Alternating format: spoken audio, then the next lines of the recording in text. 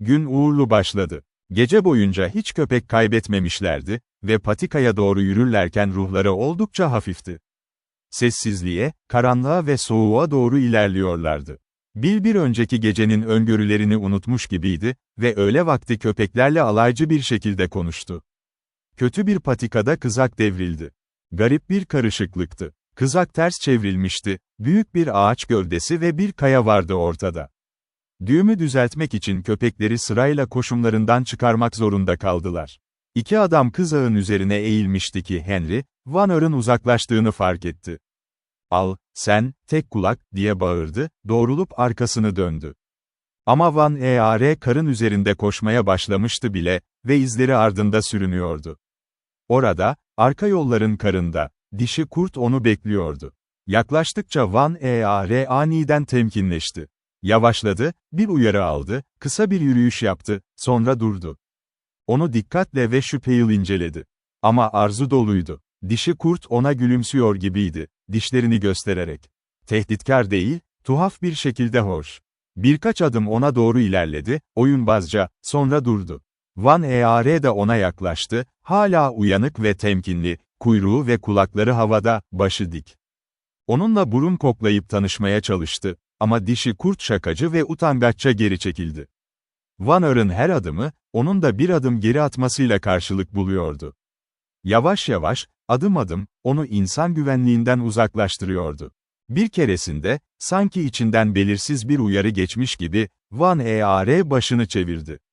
Devrilmiş kızağa, takım arkadaşlarına ve ona seslenen iki adama baktı. Ama zihninde oluşan her fikir, dişi kurt tarafından dağıldı. O üzerine ilerledi, kısa bir an burunlarını kokladı, sonra yine çekingen geri çekilmeye devam etti.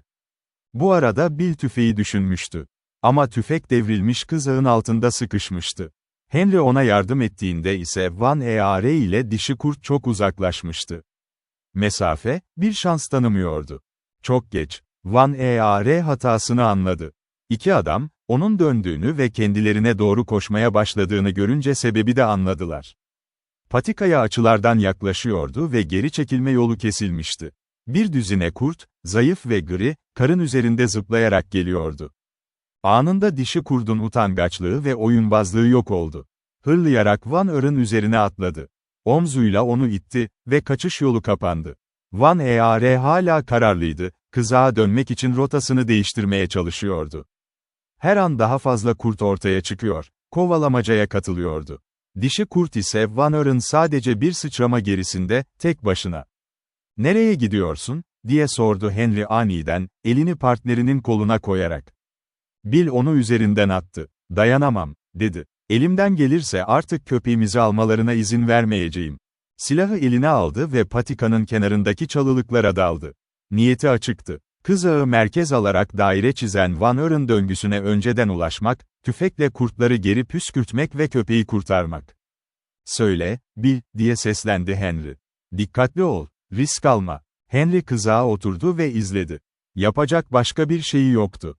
Bill çoktan gözden kaybolmuştu. Ama ara sıra, çalılıklar ve dağınık ladin topları arasında bir an görünüyor, sonra yeniden yok oluyordu. Van de bazen görünüyordu. Henry davayı umutsuz buldu. Köpek tamamen tehlike içindeydi, kurt sürüsü dış dairede koşarken, Van iç dairede kısalmış bir yol izliyordu. Kızağı geri kazanabilmek için çevresini önceden kesmesi gerekiyordu. Ama bu çok zordu. Farklı hatlar hızla bir noktaya yaklaşıyordu. Ağaçların ve çalılıkların arkasında, gözden gizlenen bir yerde. Henry biliyordu ki kurt sürüsü, Van ve Bill birbirine yaklaşıyordu.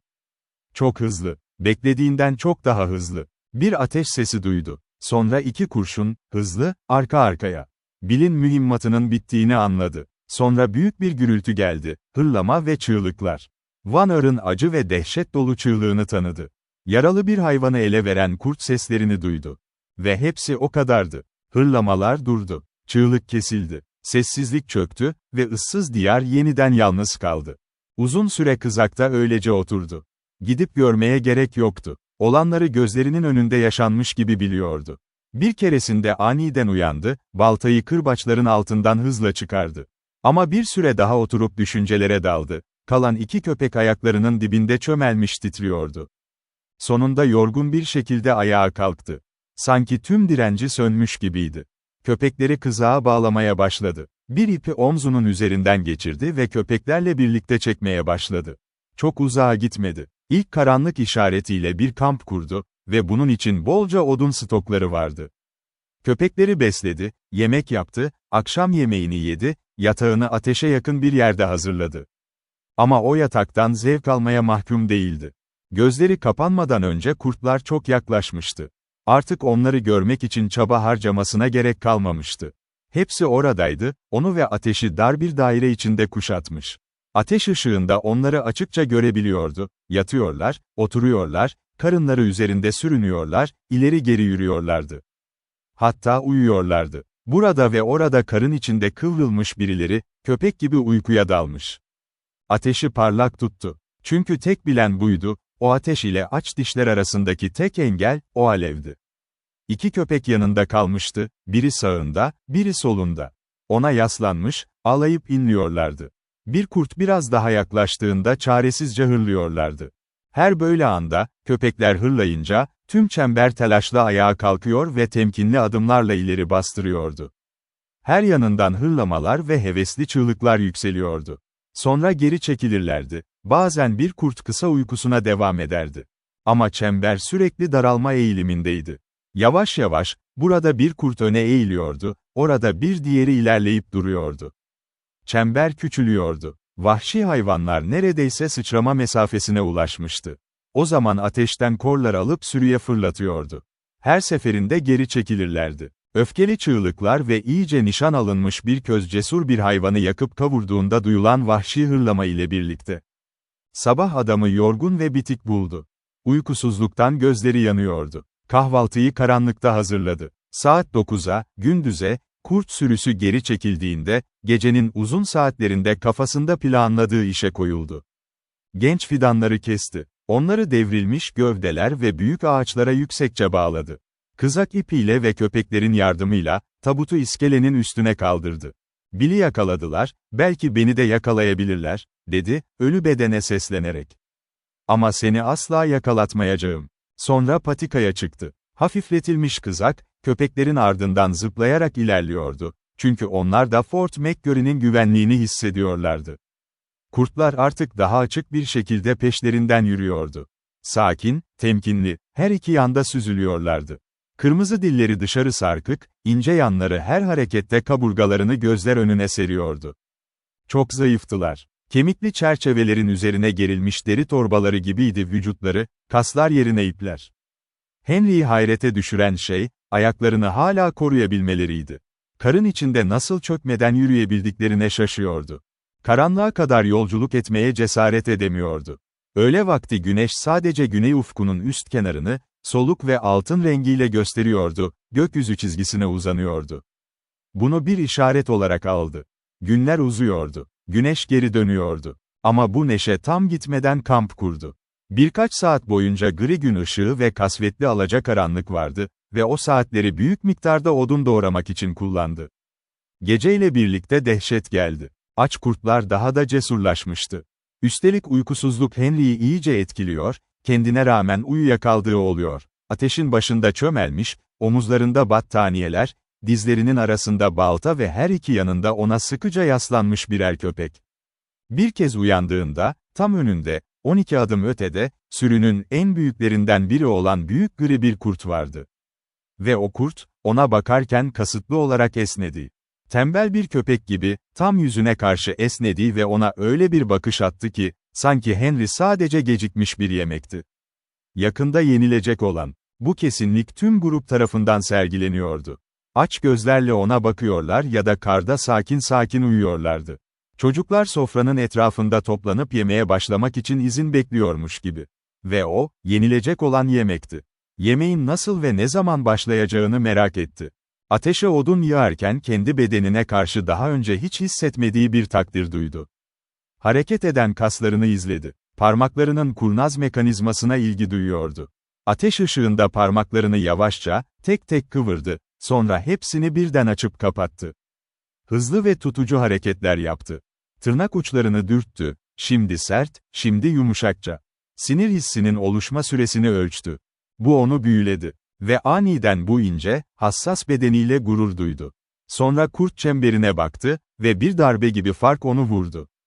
Bu harika beden, bu canlı beden, onlardan fazlası değildi. Sadece et. Aç hayvanların yırtması ve doğraması için bir avukat. Geyiğin ve tavşanın olduğu gibi, onlara besin. Yarı kabus gibi bir uykudan uyandı. Önünde, kırmızı dişi kurt. Karın içinde oturmuş, yarım düzine metreden daha yakın ve onu özlemle inceliyordu. İki köpek inliyor ve hırlıyordu ayaklarında, ama dişi kurt onlara hiç dikkat etmiyordu. Sadece adama bakıyordu. Bakışlarında tehditkar bir şey yoktu. Sadece büyük bir özlem ve aynı derecede büyük bir açlık. Henry yiyecekti ve onu görmek dişi kurtta lezzet dolu hisler uyandırıyordu. Ağzı açıldı, tükürük aktı, beklentinin zevkiyle pirzolalarını yaladı. İçinden bir korku spazmı geçti. Hızla bir kor atmak için uzandı. Ama uzanırken bile, parmakları köze kapanmadan önce, dişi kurt güvenliğe fırlamıştı. Sık sık kendisine bir şeyler fırlatıldığına alışmıştı. Beyaz dişlerini göstererek uzaklaştı. Tüm özlemi yok olmuş, yerine etçil bir kötü niyet almıştı. Bu onu ürpertiyordu. Eline baktı. Parmakların kurnaz inceliğine, nasıl her yüzeyin eşitsizliklerine karşı kıvırdıklarına. Pürüzlü odunun üstünden ve altından kıvrılıyorlardı. Küçücük bir parmak, yanan kordan çok uzak değil, hassas ve otomatik olarak sıcaktan geri çekiliyordu. Ve aynı anda, sanki bir vizyon gibi, o hassas parmakların dişi kurdun beyaz dişleri arasında ezilip yırtıldığını gördü. Bu bedenine hiç bu kadar düşkün olmamıştı. Şimdi ise bu kadar kırılgan hissettiriyordu. Bütün gece yanan korlarla aç sürüyle savaştı. Uyuyakaldığında, köpeklerin inlemeleri ve hırlamaları onu uyarıyordu. Günaydın geldi. Ama ilk kez gün ışığı kurtları dağıtamadı. İnsan boşuna onların gitmesini bekledi. Etrafında kaldılar, ateşini ve onu kuşatmış, sabah ışığında bile terk etmeden. Patikadan çıkmak için çaresizce bir kez atılım yaptı. Ama ateşin korumasından çıkar çıkmaz en cesur kurt üzerine atladı, kısa atladı ama az kalsın. Geri sıçradı. Çeneler uyluğuna birkaç santim uzakta kapandı. Geri kalan sürü de ayağa kalkmış, üzerine saldırıyordu. Onları geri çekmek için her yöne kor fırlatması gerekti. Gündüz bile ateşten çıkıp taze odun kesmeye cesaret edemiyordu. 20 adım ötede devasa ölü bir ladin yükseliyordu. Günün yarısını ateşten o ağaca uzanarak geçirdi. Yarım düzine yanan kor, her an rakiplerine fırlatmaya hazır. Ağaca vardığında, en fazla odun verecek yönde kesti. Gece, bir önceki gecenin tekrarıydı. Ama şimdi uyku ihtiyacı baskın hale geliyordu. Köpeklerin hırlaması etkisini kaybediyordu, sürekli hırlıyorlardı zaten ve uykulu duyuları artık yoğunluğun değişmesini fark edemiyordu. Aniden uyandı. Dişi kurt 1 metreden daha az uzakta duruyordu. Mekanik, neredeyse refleks gibi, açık ve hırlayan ağzına doğru bir kor dolusu damga soktu. Dişi kurt acıyla bağırarak fırladı.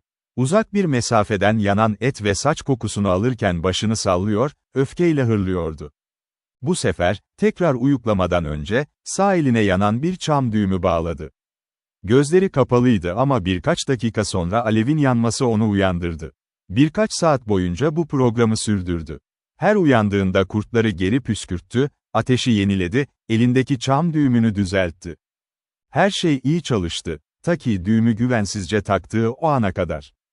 Gözleri kapanırken elinden uzaklaştı. Rüya gördü. Fort McGurry'deydi. Sıcaktı ve rahat. Factor ile kırbaç oynuyordu. Ama kalenin kurtlar tarafından kuşatıldığını biliyordu. Kapıların önünde uluyorlardı ve bazen o ve Factor oyundan durup dinliyor, gülerek kurtların içeri girmek için boşuna çabaladıklarını hayal ediyorlardı. Ve sonra, rüya ne kadar tuhaf bir hal aldı. Bir çarpma oldu. Kapı patlamıştı. Kurtların kalenin büyük oturma odasına dolduğunu gördü. Doğrudan ona ve Factor'a doğru atlıyorlardı. Kapı patlarken ulumaları o kadar yükselmişti ki. Bu uluma onu rahatsız etmeye devam etti. Hayalleri birleşiyordu başka bir şeye, neye olduğunu bilmiyordu. Ama her şeyin içinde, onu takip ederek, uluma devam ediyordu. Sonra uyandı ve ulemanın gerçek olduğunu anladı.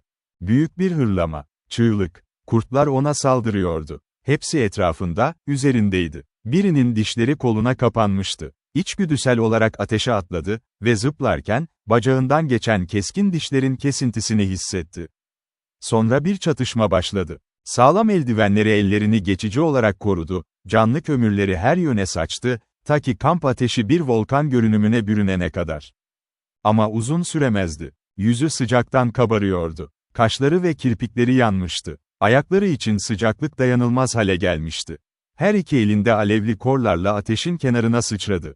Kurtlar geri püskürtüldü. Her yandan canlı kömürler düştü, kar cızırdadı, arada vahşi bir kurt çekildi, homurdandı, bir köze bastığını bağırarak ilan etti. En yakın düşmanına korlarını fırlattı. Adam eldivenleri karın içinde söndürüyor, ayaklarını yere vurarak serinletmeye çalışıyordu. İki köpeği de kaybetmişti ve onların uzun bir yemeğin parçası olduğunu çok iyi biliyordu. Günler önce başlamıştı o yemek. Fatih ile ve muhtemelen önümüzdeki günlerde kendisiyle son bulacaktı. "Henüz beni yakaladınız değil," diye bağırdı, yumruğunu vahşice sallayarak. Sesi duyulunca çevre huzursuzlandı. Genel bir hırlama yükseldi ve dişi kurt ona doğru karın üzerinde yaklaştı, aç bir özlemle onu izleyerek. Aklına yeni bir fikir geldi. Büyük bir daireye ateş yaktı. Bu çemberin içine çömeldi, eriyen karın üzerinde uyku kıyafetiyle. O alevin sığınağına girince tüm sürü merakla ateşin kenarına yaklaştı. Şimdiye kadar bu imkanları hiç tanımamışlardı, şimdi yakın bir dairede yerleştiler. Birçok köpek gibi gözlerini kırptılar, esnediler, zayıf bedenlerini alışılmadık bir sıcaklıkta gerdiler. Sonra dişi kurt oturdu. Burnunu bir yıldıza doğrulttu ve ulumaya başladı. Kurtlar teker teker ona katıldı. Ta ki tüm sürü, burunlarını gökyüzüne kaldırmış, açlık çığlığını uluyuncaya kadar. Şafak söktü. Gün ışığı geldi. Ateş alçalmıştı. Yakıt bitmişti ve daha fazlasına ihtiyaç vardı. Adam çemberden çıkmaya çalıştı. Ama kurtlar üzerine atladı. Markaları yakmak onları geri çektirdi. Ama artık geri sıçramıyorlardı. Boşuna geri püskürtmeye çalıştı. Vazgeçip çemberinin içinde sendeledi ve bir kurt ona doğru sıçradı, ıskalaştı, dört ayağını da kömürlerin içine bastırdı. Korkuyla bağırarak hırladı. Karın içinde pençelerini soğutmak için sürünerek geri çekildi. Adam battaniyelerinin üzerine çöktü. Vücudu kalçalarından öne eğilmişti. Omuzları düşmüş, başı dizlerinin üzerinde, mücadeleyi bıraktığını ilan ediyordu. Ara sıra başını kaldırıp ateşin söndüğünü not ediyordu. Alev ve kor çemberi bölünmüştü, aralarında açıklıklar vardı. Bu açıklıklar büyüdü. Segmentler azaldı. "Sanırım istediğin zaman gelip beni alabilirsin," diye mırıldandı. "Neyse, uyuyorum." Gözleri titredi ve kapandı. Uyandığında, tam önündeki bir açıklıkta dişi kurt ona bakıyordu. Biraz sonra tekrar uyandı. Ama ona saatler gibi gelmişti. Gizemli bir değişim olmuştu. O kadar gizemli ki şaşkınlık içinde kaldı. Bir şey olmuştu. İlk başta anlayamadı. Sonra keşfetti. Kurtlar gitmişti. Geriye sadece ezilmiş kar kalmıştı. Ne kadar sıkı bastırdıklarını gösteren izler. Uyku yeniden sardı onu. Başını dizlerinin üzerine bıraktı. Aniden irkilip uyandı. Adamların çığlıkları, kızakların uğultusu, koşumların gıcırtısı, zorlanan köpeklerin hevesli inlemeleri. Nehir yatağından 4 kızak çekilmişti, ağaçların arasındaki kampa doğru. Yarım düzine adam, ölmekte olan ateşin merkezinde çömelmiş adamın etrafındaydı. Titriyor ve onu bilince döndürmeye çalışıyorlardı. Henry onlara sarhoş bir adam gibi baktı, tuhaf ve şaşkın, uykulu bir sesle konuştu. "Kırmızı dişi kurt, köpeklerle beslenme saatinde gel. İlk önce köpek maması yedi. Sonra köpekleri yedi. Ve sonra Billy. Lord Alfred nerede?" diye bağırdı adamlardan biri kulağına, onu sertçe sallayarak. Henry başını yavaşça salladı. "Hayır, onu yemedi. O son kampta bir ağaçta konaklıyor." "Öldü mü?" diye bağırdı adam. "Bir kutuda," diye yanıtladı Henry. Omzunu sarsarak soru soranın tutumundan huysuzca uzaklaştı. "Söyle, beni yalnız bırak. Yorgun ve uykusuzum." "İyi geceler, herkes." Gözleri titredi ve kapandı. Çenesi göğsüne eğildi. Ve onu battaniyelerinin üzerine yatıştırırlarken, horlamaları buz gibi havada yükseliyordu. Ama başka bir ses daha vardı. Uzakta, zayıf bir yerde, az önce ıskalanan o etten başka bir iz sürerken, aç kurt sürüsünün çığlığı duyuluyordu. İlk erkek seslerini duyan dişi kurttu ve kızak köpeklerinin inlemesini. İlk ortaya çıkan da dişi kurt oldu. köşeye sıkışmış adamdan, sönmekte olan alev çemberinden uzaklaşarak. Sürü avladığı avı bırakmak istemiyordu ve birkaç dakika boyunca kaldılar, sesleri dinlediler. Sonra o da patikaya sıçradı. Dişi kurdun açtığı yolda ilerledi. Sürünün önünde büyük gri bir kurt koşuyordu. Onlardan biri, birkaç liderden biri. Sürünün rotasını yönlendiren oydu. Genç üyelere uyarı dolu bir şekilde hırlayan da oydu. Yanından geçmeye çalıştıklarında dişlerini savuruyordu. Şimdi ise dişi kurdun koştuğunu görünce tempoyu artırdı. Yanına atıldı ve grubun temposunu aldı. Ona hırlamadı, dişlerini göstermedi. Her sıçraması onu önüne koyabilirdi. Ama aksine, ona karşı nazik bir eğilim taşıyordu. Ona uymak için yavaşlıyordu. Çünkü o da ona yaklaşmaya meyilliydi. Ve o çok yaklaştığında hırlayan, dişlerini gösteren ona oldu. Bazen omzunu sertçe kesmekten de çekinmiyordu. Böyle anlarda öfkesi ihanet etmezdi. Sadece yana sıçrar ve birkaç garip sekişle öne koşardı. Utanmış bir köylü edasıyla. Bu, sürü yönetimindeki tek sorundu. Ama başkaları da vardı. Diğer tarafında zayıf yaşlı bir kurt vardı. Gri ve pek çok savaşın yarasını taşıyan. Hep onun sağ tarafında koşuyordu. Gerçekte tek bir gözü vardı ve sol göz bunu açıklıyordu. O da ona sıkışmaya, yara izli burnunu bedenine, omzuna ya da boynuna dokundura dokundura yaklaşmaya alışkındı. Soldaki yardımcısı gibi, o da bu ilgileri dişleriyle püskürttü, ama her ikisi de dikkatini aynı anda çekince, sağa sola hızlı iki şaklama yapmak zorunda kalıyordu. İki aşığı uzaklaştırmak ve aynı anda sürüyle ileri atlamayı sürdürmek. Böyle anlarda yardımcı dişlerini gösterip tehditkar bir şekilde hırlıyordu karşısındakine. Kavga edebilirlerdi. Ama çiftleşme ve rekabet bile sürünün daha acil açlık ihtiyacını bekliyordu. Her itişten sonra yaşlı kurt aniden o arzusunun keskin dişli nesnesinden uzaklaşıyor ve kör sağ tarafında koşan genç, 3 yaşındaki bir kurda yaslanıyordu. Bu genç kurt tam boyundaydı ve sürünün zayıf ve aç durumunu düşünürsek, ortalamanın üzerinde bir canlılık taşıyordu. Yine de tek gözlü yaşlının omzuna rağmen başı eğikti. Yaşlının yanında koşmaya cesaret ettiğinde, ki bu nadirdi, bir hırlama ve şaklama onu geri gönderirdi. Bazen ise dikkatlice ilerler, yavaşça eski lider ile dişi kurt arasına, arkasına geçerdi. Bu 2 kat, hatta 3 kat kızgınlık doğururdu. Hoşnutsuzluğunu hırlayınca yaşlı lider hızla ona yaklaşır, bazen onunla birlikte döner durur ve bazen soldaki genç lider de dönüp dururdu. Böyle anlarda, 3 çift vahşi dişle yüz yüze gelince, genç kurt aniden durur, kendini dizlerinin üzerine atar, ön bacakları sertleşir, ağzı tehditkar açılır, yelesi diken diken olurdu. Bu karışıklık sürüde geriye doğru da yayılırdı. Arkadaki kurtlar genç kurda arka bacaklarına ve yanlarına keskin ısırıklar vurarak memnuniyetsizliklerini ifade ederlerdi. Yiyecek eksikliğinden sorun çıkarıyordu. Kısa öfkeler birlikte geçip giderdi. Ama gençliğin sınırsız inancıyla bu manevraya tekrar kalkışırdı. Kendisi için rahatsızlık dışında hiçbir şey kazanamadan. Yiyecek olsaydı, çiftleşme ve kavga hızla ilerlerdi, sürü düzeni dağılırdı.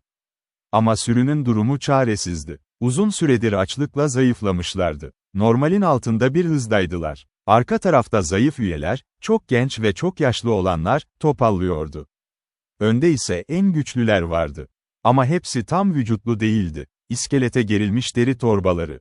Yine de topallayanlar hariç, hayvanların çoğunun hareketleri zahmetsiz ve yorulmazdı.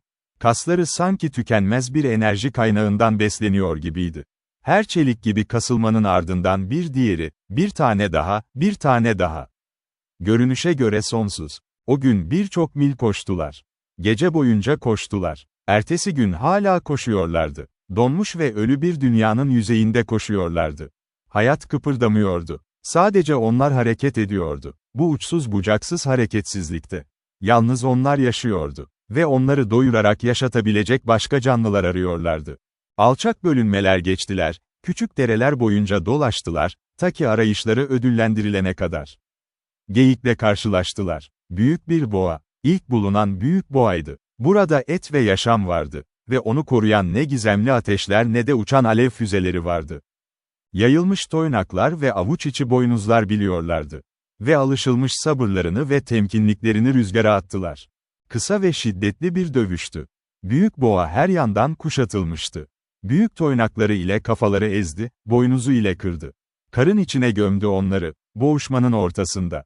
Ama o önceden mahkumdu. Gitti. Dişi kurt boğazını vahşice yırtarken, diğer dişler her yere saplandı. Onu canlı canlı yutuyorlardı, son mücadelesini vermeden önce. Bol bol yiyecek vardı. Boğa 800'ün üzerinde pound ağırlığındaydı, 40 kadar kurt için baş başa tam 20 pound et. Eğer hızlı oruç tutabiliyorlarsa, olağanüstü hızlı beslenebildiklerini de kanıtladılar ve kısa süre içinde muhteşem canlı bir hayvanın geriye sadece birkaç dağınık kemik bıraktığını gördük. Artık bol dinlenme ve uyku vardı.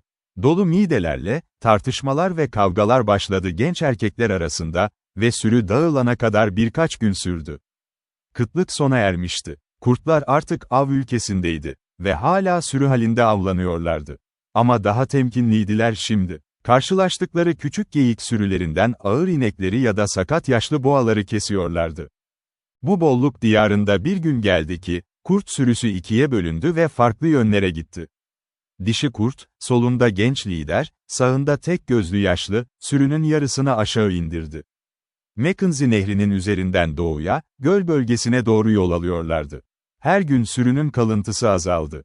İkişer ikişer, erkek ve dişi kurtlar terk ediyordu. Bazen yalnız bir erkek, keskin dişli rakipleri tarafından dışarı sürülüyordu. Sonunda sadece 4 kişi kalmıştı, dişi kurt, genç lider, tek gözlü ve hırslı 3 yaşındaki. Dişi kurt artık vahşi bir öfke geliştirmişti. 3 talipinin hepsi dişlerinin izlerini taşıyordu. Ama asla aynı şekilde karşılık vermediler. Ona karşı savunmaya geçmediler. Omuzlarını onun en vahşi kesiklerine çevirdiler, kuyruk sallayarak ve ince adımlarla öfkesini yatıştırmaya çalıştılar. Ama ona karşı ne kadar yumuşaklarsa, birbirlerine karşı o kadar serttiler. 3 yaşındaki hırsını fazlasıyla gösteriyordu. Tek gözlü yaşlıyı yakaladı ve kulağını parçaladı. Ama Grizzlet yaşlı adam sadece bir tarafı görebiliyordu. Gençliğe ve canlılığa karşı diğer zamanlarda ise uzun yılların deneyiminin bilgeliğini ortaya koyuyordu. Kaybetmiş gözü ve yara izli ağızlığı, deneyiminin doğasına kanıt taşıyordu. O kadar çok savaştan sağ çıkmıştı ki, ne yapacağı konusunda bir an bile şüphe duymadı. Savaş adil başladı. Ama adil bitmedi. Sonucun ne olacağı belli değildi. Sonra 3. kurt yaşlıya katıldı. Ve birlikte, yaşlı lider ve genç lider, hırslı 3 yaşındakine saldırdılar. Her iki yanından acımasız dişlerle kuşatılmıştı, eski yoldaşları tarafından. Birlikte avlandıkları günler unutulmuştu. Yıktıkları av, çektikleri kıtlık. O iş geçmişte kalmıştı. Aşk işi yakındaydı. Her zaman daha sert ve yiyecekten daha acımasız bir iş. Ve bu arada, her şeyin sebebi olan dişi kurt memnun bir şekilde karda oturuyordu ve izliyordu. Hatta memnundu. Bu onun günüydü. Bunu sık sık bulmazdı. Yeleler diken diken dikilirken, diş dişe vururken ya da yırtılırken ve teslim olan et orada onun sahiplenmesi için dururken. Ve aşk işinde, bu maceraya ilk atılan 3 yaşındaki, hayatından vazgeçti. Her iki yanında 2 rakip duruyordu. Karda gülümseyerek oturan dişi kurda bakıyorlardı. Ama yaşlı lider bilgeydi. Çok bilgeydi. Savaşta olduğu gibi aşkta da. Genç lider omzundaki yarayı yalamak için başını çevirdi. Boynunun kıvrımı rakibine dönmüştü. Yaşlı tek gözü ile fırsatı gördü. Alçaktan hızla içeri girdi ve dişlerini kapattı. Uzun, yırtıcı ve derin bir kesikti. Dişleri geçerken boğazın büyük damarının duvarını patlattı. Sonra sıçradı. Genç lider korkunç bir şekilde hırladı. Ama hırlaması ortada gıdıklamaya, öksürüğe dönüştü. Kanlar içinde ve öksürükleyerek, zaten sarsılmış halde, yaşlıya atladı ve savaştı. Hayat ondan sönüp giderken. Bacakları zayıflıyor, darbeler ve atlamalar giderek kısalıyordu. Ve tüm bu süre boyunca, dişi kurt dizinin üstüne oturup gülümsüyordu. Bu vahşi doğanın aşk yapımıydı. Sadece ölenler için trajedi olan, doğal dünyanın cinsel trajedisi. Hayatta kalanlar için ise trajedi değil, farkındalık ve başarıydı. Genç lider karda yatıp artık hareket etmediğinde, tek göz dişi kurdun yanına geldi. Tavrı zafer ve temkinin karışımıydı. Açıkça bir reddi bekliyordu ve dişlerinin öfkeyle üzerine parlamadığını görünce şaşırdı. İlk kez onunla nazik bir tavırla karşılaşıyordu. Onunla burun kokladı, hatta küçümseyerek zıpladı ve onunla yavru gibi oynayıp karıştırmaya çalıştı. Ve o, tüm o gri yıllarıyla ve bilge deneyimiyle, oldukça köpekçe davrandı. Hatta biraz fazla aptalca. Yenilmiş rakipler ve kırmızı yazılı aşk hikayesi karda çoktan unutulmuştu. Bir kez, yaşlı tek göz durdu ve sertleşen yaralarını yaladı. Sonra dudakları yarı kıvrıldı ve hırladı. Boynunun ve omuzlarının tüyleri istemsizce diken diken oldu, yarı yarıya bir sıçrama için çömeldi, pençeleri kar yüzeyine spazmatik biçimde tutundu daha sağlam bir zemin için. Ama bir sonraki anda her şey unutuldu. Çünkü o fırladı ormanda, onu utangaçça kovalayan dişi kurdun ardından. Sonrasında yan yana koştular. Sanki iyi arkadaşlar gibiydi. Aralarında güzel bir anlayış vardı. Günler geçti ve birlikte kaldılar. Etlerini avladılar, ortak öldürüp birlikte yediler. Bir süre sonra dişi kurt huzursuzlaşmaya başladı. Bulamadığı bir şeyi arıyor gibiydi. Devrilmiş ağaçların altındaki çukurlar onu çekiyordu, kayaların ve mağaraların içindeki büyük karla kaplı yarıklarda çok vakit geçiriyordu. Yaşlı tek göz hiç ilgi duymuyordu, ama peşinden gitti. Araştırmalarında beklenmedik kadar uzun sürdüğünde, uzanıp onun gelmesini bekliyordu. Devam etmeye hazır. Bir yerde kalmadılar. Ülkeyi dolaştılar, Mackenzie nehrini geri aldılar, yavaş yavaş indiler, sık sık küçük akarsuların kenarında av avlayıp tekrar oraya dönüyorlardı. Bazen çiftler halinde başka kurtlarla karşılaşırlardı. Ama iki tarafta da cinsel dostluk ya da kavuşma sevinci yoktu. Sürü düzenine dönme isteği yoktu. Birkaç kez yalnız kurtlarla karşılaştılar, hepsi erkekti ve tek göz ile eşiyle katılmakta ısrarcıydı. Buna kızdı. Omuz omuza durdu, yelesi diken diken açıldı, dişlerini gösterdi. Ve yalnız kalmayı hedefleyen o kurtlar geri çekildi, yalnız yollarına devam etti. Ay ışığında bir gece, sessiz ormanda koşarken tek göz aniden durdu. Burnu yukarı kalktı, kuyruğu sertleşti, burun delikleri büyüdü, koku onu sarıyordu. Bir ayağını köpek gibi kaldırdı. Memnun değildi, havayı koklama devam etti, mesajı anlamaya çalıştı. Bir dikkatsiz koklama eşini tatmin etmişti ve o ilerledi. Tek göz onu takip etti. Ama hala şüpheliydi. Uyarıyı daha dikkatli çalışmak için ara sıra durmadan edemiyordu. Büyük açık alanın kenarında dikkatlice, sessizce çıktılar ağaçlardan. Bir süre yalnız durdu. Sonra tek göz, sürünerek, her duyusu teyakkuzda, her bir saç sonsuz şüphe yayarak, ona katıldı. Yan yana durdular. İzlediler, dinlediler, kokladılar. Kulaklarına köpeklerin kavgası ve tırmanma sesleri geldi. Boğuk erkek sesleri, azarlayan kadınların keskin sesleri ve arada tiz, hüzünlü bir çocuk çığlığı.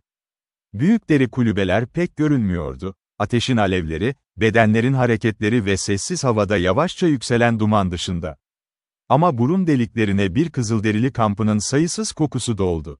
Tek göz için büyük ölçüde anlaşılmaz olan bir hikaye. Ama dişi kurt her detayı biliyordu. Garip bir şekilde hareketlenmişti. Artan bir keyifle koklayıp kokladı. Ama yaşlı tek göz şüpheliydi. Endişesini belli etti ve çekingen geri adım atmaya başladı. Dişi kurt döndü, burnuyla boynuna güven verici biçimde dokundu, sonra kampı tekrar inceledi. Yüzünde yeni bir özlem vardı. Ama açlığın özlemi değildi. Bir arzuyu hissediyordu, bu onu ileri gitmeye, o ateşe daha yakın olmaya, köpeklerle kavga etmeye ve erkeklerin tökezleyen ayaklarından kaçmaya çeken bir arzu. Tek göz sabırsızca yanında hareket etti. Huzursuzluğu tekrar üzerine geldi ve aradığı şeyi bulma ihtiyacını yeniden hissetti. Döndü ve ormana koyuldu. Tek göz büyük bir rahatlama duydu ve biraz öne geçerek taki ağaçların sığınağına girene kadar ilerledi. Ay ışığında, gölgeler gibi sessizce kayarken bir patikaya geldiler. Her iki burun da ayak izlerine indi. Çok tazeydi. Tek göz temkinli bir şekilde önden koştu, eşi peşinden. Geniş ayak tabanları karda yayılmıştı. Kadife gibi. Tek göz, beyazın içinde loş beyaz bir hareket gördü. Kayar gibi yürüyüşü aldatıcı derecede hızlıydı ama bu koşma hızı değildi. Önünde, soluk beyaz bir leke uzanıp duruyordu. Dar bir sokakta koşuyorlardı. Her iki yanında genç Ladin büyümüştü.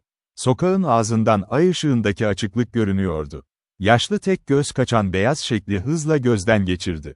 Mesafeyi kapatıyordu. Şimdi neredeyse yetişebilirdi. Bir sıçrama daha ve dişleri içine batacaktı. Ama o sıçrama hiç yapılmadı. Havada, yüksekte ve doğrudan yukarıda. Şimdi kar ayakkabısı tavşanı olduğunu gördüğü beyaz şekil, süzüldü. Sıçrayıp zıplayarak havada harika bir dans yaptı ve bir kez bile yere dönmedi.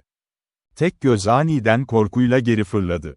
Karın üzerine küçüldü ve çömeldi, anlamadığı bu şeye hırlayan tehditler savurdu. Ama dişi kurt soğukkanlılıkla yanından geçti. Bir an hazır kaldı, sonra dans eden tavşana atladı. O da yükseğe uçtu, ama tavşan kadar değil.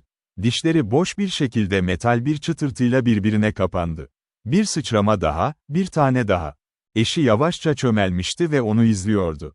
Şimdi tekrarlayan başarısızlıklarından hoşnutsuzluğunu dile getirdi ve kendisi güçlü bir sıçrama yaptı yukarı doğru. Dişleri tavşana kapandı ve yere geri getirdi. Ama aynı zamanda yanında şüpheli bir çatırdama hareketi oldu ve şaşkın gözü, üzerine eğilmiş genç bir Ladin fidanını gördü. Çenesi tutumunu bıraktı ve geriye sıçradı. Garip tehlikeden kaçmaya çalıştı. Dudakları dişlerinden geri çekilmiş, boğazı hırlıyordu, her saçı öfke ve korkuyla dikenleşmişti. Ve o anda fidan kendi ince uzunluğunda dik konumuna döndü, tavşan yeniden havada dans ederek süzüldü. Dişi kurt sinirlenmişti. Dişlerini eşinin omzuna sapladı, azarlarcasına. Ve o, bu yeni saldırının ne olduğunu bilemez halde, vahşi bir şekilde ve daha büyük bir korkuyla karşılık verdi. Dişi kurdun ağızlığını yırttı. Onun böyle bir azarlamaya karşı çıkması beklenmedik bir şeydi. Hırlayan bir öfkeyle üzerine atladı. Sonra hatasını fark etti ve onu yatıştırmaya çalıştı. Ama cezalandırmaya devam etti onu, yuvarlak bir daire çizdirinceye kadar. Başını ondan uzakta tutup omuzlarıyla cezasını almak zorunda kaldı. Bu arada tavşan havada onların üzerinde dans ediyordu. Dişi kurt karda oturdu. Yaşlı Tekgöz, şimdi eşinden çok gizemli fidandan korkuyordu. Yeniden tavşana atladı. Dişlerinin arasında geri çekilirken gözünü fidandan ayırmadı. Daha önce olduğu gibi, fidan onu tekrar yere getirdi. Yaklaşan darbenin altında çömeldi, saçları diken diken oldu. Ama dişleri tavşanı sıkıca tutuyordu. Ama darbe olmadı. Fidan onun üzerinde eğik halde kaldı. Hareket ettiğinde hareket etti, hareketsiz kaldığında, yine hareketsiz kaldı. Hareketsiz kalmanın daha güvenli olduğuna karar verdi. Sıcak tavşan kanı ağzında lezzetliydi. Onu bu ikilemden kurtaran kişi eşiydi. Tavşanı ondan aldı, fidan sallanıp tehditkar bir şekilde üzerinde hoplaya hoplaya, dişi kurt sakin bir şekilde tavşanın başını kemirdi. Hemen fidan hızla kalktı ve bundan sonra hiç sorun çıkarmadı. Doğanın amaçladığı düzgün ve dik konumuna döndü. Sonra dişi kurt ve Tekgöz oyunu yuttular, gizemli fidanın onlar için yakaladığı avı. Havada tavşanların asılı durduğu başka podyumlar ve sokaklar da vardı. Kurt çifti hepsini gözlemledi. Dişi kurt öncülük ediyordu. Yaşlı Tekgöz takip ediyor, gözlemliyor, tuzakları soyma yöntemini öğreniyordu. Gelecekte ona çok işe yarayacak bir bilgiydi bu.